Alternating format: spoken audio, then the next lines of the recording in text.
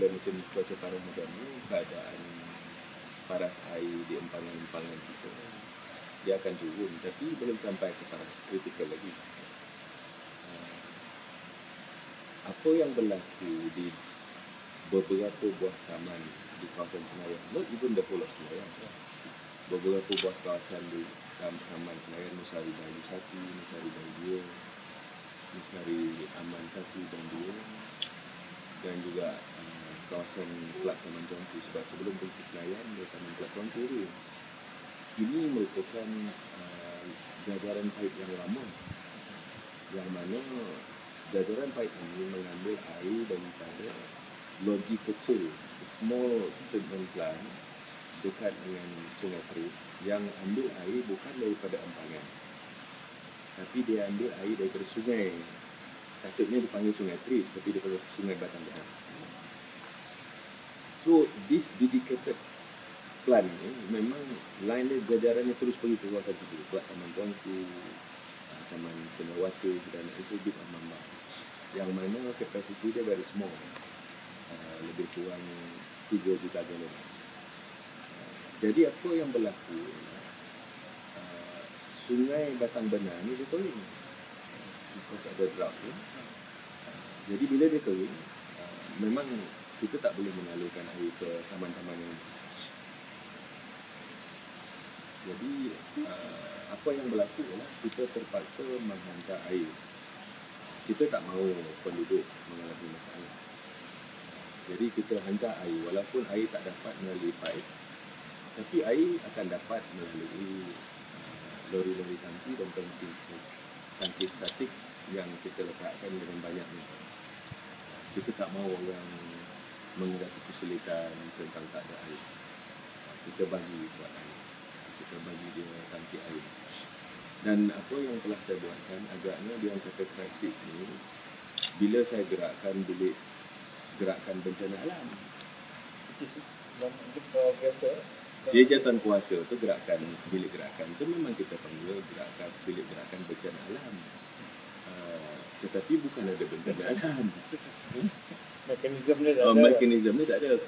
Sebab apa saya gerakkan, buka bilik gerakan itu, kerana sains bukan lagi merupakan salah satu jabatan kerajaan. Dia dah diperbadankan. Dan kita nak supaya jabatan-jabatan lain menolong dan bekerja secara satu pasukan. NPS misalnya bagi 2 lori, NPN bagi 3 lori. Lepas tu bomba pun hantar 2-3 lori tangki. Kerana sains ada, walaupun ada 5 tangki, tapi tak mencukupi, dan kita nak supaya air ni banyak, supaya jangan orang rasa susah, supaya orang jangan rasa tertekan kerana air di paip tak ada, tapi air akan ada, kita hantar air ke tempat ni. Ini yang kita gerakkan. Jadi alhamdulillah bekalan air kat sana baik semua. Dan dalam masa yang sama, kita juga telah buat suatu apa ini panggil sebagai plan contingency, yang mana kita telah buka semula saluran paip yang lama, yang telah pun tutup lama dah, sejak daripada empangan Sungai Terit dan loji Sungai Terit ini dibina lebih kurang 17 tahun dulu. Kalau tidak dulu, sebelum ada empangan Terit ini, kawasan Seremban dan kawasan sebagian besarnya adalah air minuman ini adalah bersumber daripada loji di Kuala Sawah, di Rantau, yang mana loji itu mempunyai kapasiti sebanyak 25 juta galon satu hari. Tapi bila loji Sungai Terit dibuka, yang mempunyai kapasiti 70 juta galon satu hari, maka seluruh daerah Seremban ini, melainkan taman yang saya sebutkan tadi, yang ambil daripada sungai itu, seluruh daerah Seremban air adalah dibekalkan daripada loji Sungai Terit. Dan loji Kuala Sawah yang berkapasiti 25 juta galon sehari ini cuma menumpukan untuk menyalur air di kawasan Rantau, Liput, Seliau, dan setengah daripada Parisa. Dulu tu sampai ke Pasir Panjang. Tapi kerana ada dah loji baru pula di kawasan Sawah Raja, maka loji yang berkapasiti 22 juta galon sehari daripada Rembau, itu menolong untuk menyalurkan air kepada setengah daripada Kodishan sampai ke Sirusan. Jadi kalau kita lihat daripada keseluruhan dari Negeri Sembilan ni, kalau kita tengok total production as total demand, dia total production is still very high. Sebab ada loji-loji yang mempunyai excess capacity. Okay? Tapi di Seremban ni unik. Jadi saya kata tadi saya buka semula pipe yang lama dulu untuk kita memberi perkhidmatan air di kawasan Rasah, Mambau dan juga untuk mengisi kilang tangki di Bukit Gang dekat Rasah, dekat hospital. Ya, Ganhil ya. Jadi Ganhil ni dia punya level very low dah. Sebab banyak sangat kegunaan di Seremban 2 dan sebahagian dekat Senayan. So 6 juta galen daripada Kusawah. Setelah kita test hari pertama, hari kedua banyak pipe yang pecah. Sebab lama tak guna. Dan suddenly pressure ada kan, dia pecah. Tapi sekarang ni dah stable. Dah 2 hari stable, semalam dah stable. Dan Ganhil punya level, punya tank dah level dah tinggi. Dan kita dah dapat salurkan ke Senayan. Dan about 80% of Senayan punya masalah tu dah selesai. Kita tak boleh terus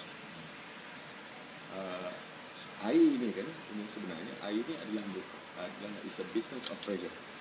Jadi kita tak boleh terus buka pressure sampai 4 bar terus meletup-letup pipe. Jadi kita kena pelan dan supaya pipe tak pecah, tekanannya boleh diterima oleh pipe.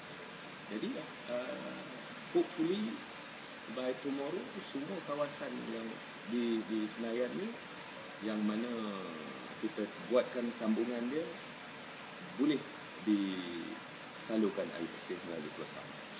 Dan dengan demikian 6 juta galen tambahan yang kita salur daripada Keluasah, dia akan mengurangkan kebergantungan permintaan daripada Daerah Seremban terhadap loji Sungai Trip. Now loji Sungai Trip produce 70 to 70 million galen a day. Kalau tidak ada hujan dengan paras air yang sedia ada ni, we can only last 41 days. Assuming that kita terpaksa bergantung, produce 100% capacity. Okay? But with 6 million gallon supply to sungai, then kita akan kurangkan production level kita dan level tidak akan turun cepat. Itu kita buat. Dan lagi satu, kita juga sedang menyambung pipe yang tidak sepatutnya dulu kita ambil air daripada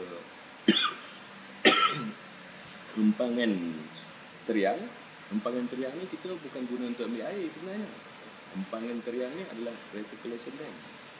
Dia akan mengawal air sungai walaupun 7-8 bulan musim kemarau, sungai masih akan ada air. Itu sebabnya kita ambil air jauh di bawah dekat Petasik, bukannya di dekat Teriang, di Petasik. That's why the pump is at Petasik, about 10 km from the dam. Dan kita sambung pipe dan sambung terus ke terowong yang kita bina 12.7 km yang menebuk banjaran Tepi Wangsa from Jelebu ke Seremban untuk kita curahkan kepada hujung empangan Sungai Trip yang mana dia di tempat nama Kampung Moingo. Ini merupakan package yang mana kita belanja 1.2 bilion, yang mana dam ini kos dia 750 juta. Loji rawatan air Moingo lebih kurang 120 juta. Pump house dan jajaran pipe di daerah ini. By right, itu yang seperti yang saya cakap tadi, by right, package ni dah siap pertengahan tahun lepas. Tetapi disebabkan ada satu package yang mana tak sampai 2 km. Kita ada masalah untuk menanam pipe di situ. Kontraktor tak boleh teruskan kerja kerana bantahan daripada penduduk, yang mana akta pengambilan tanah kita ambil, tapi penduduk membuat bantahan. bila ada bantahan, kita kena ruling, kita kena bawa kepada mahkamah. Lepas tu kita buat kepada pameran bantahan awam, macam-macam lagi lah. Dia pengambilan tanah ni dia bukan senang, dia macam-macam proses. Jadi patut siap tak siap. So apa yang kita lakukan sekarang ialah kita ambil air daripada dam yang mana ada pipe yang memang kita buat tapi bukan untuk dicurahkan ngoi-ngoi. In case dulu, ini contingency plan kita nak bekalkan di kawasan Kelawang dan juga kawasan lain. Tapi with the problem dia, kita akan sambungkan pipe contingency plan tu, kita sambungkan buat T-junction seperti saya tunjuk petang tadi ya. T-junction untuk kita curahkan kepada terowong yang akan menyalurkan air ke Lodging. InsyaAllah dia akan siap lebih kurang 1,5 bulan ke 2 bulan.